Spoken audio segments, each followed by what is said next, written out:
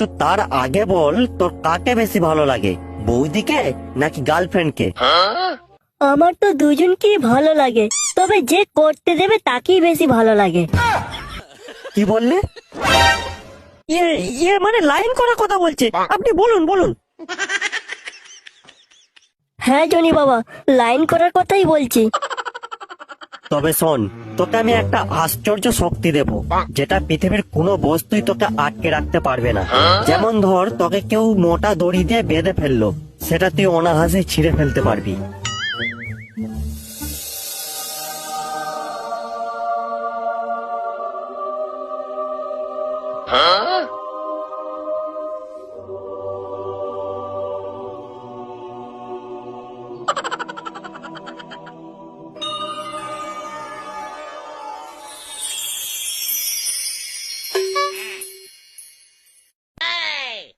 কিন্তু এই শক্তি দিয়ে কি হবে?